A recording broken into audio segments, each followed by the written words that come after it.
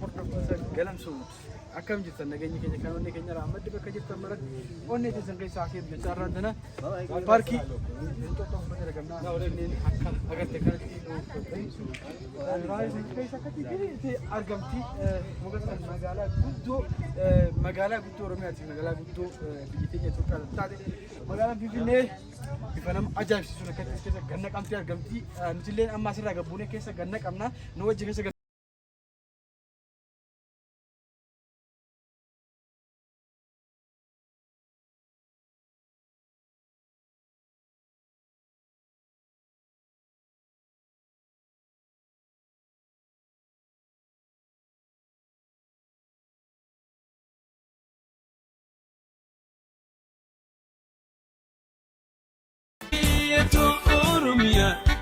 Sirna gadaa kan ittiin beekamtu mallattoon si oola anis biyyaan qabaa kan ittiin dhaadadhu biyya tokko Oromiyaa kan hin jiruuf abdadhu anis biyyaan qabaa biyya caaltu biyya tokko Oromiyaa kan uumaan badhaatu.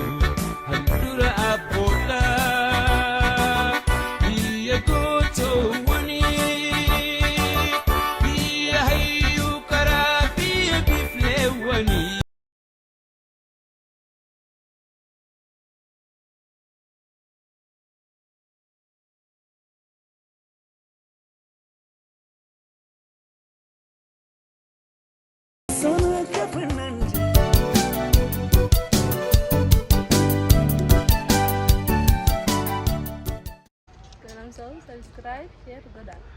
Subscribe, like, share, goda. Galam Saud, Khesan, ha ummata, ha Oromo hundas. Share, subscribe, goda. Galam Saud, share, subscribe, like, goda.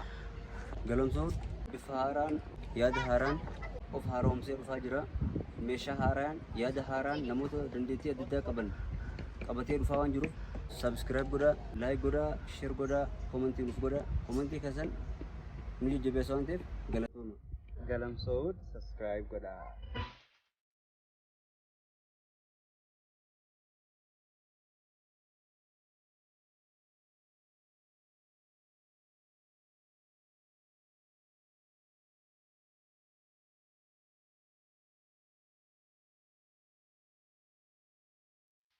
Serrana po ano garamure andura bigya ko sha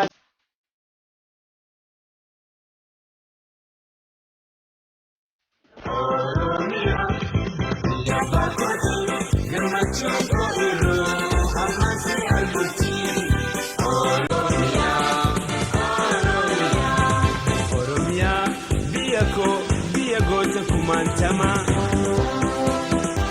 Olkaus gatisus abjum kiya suma abdinko hawinko sumagal mikiya si ofsuna dibe biya Oromia.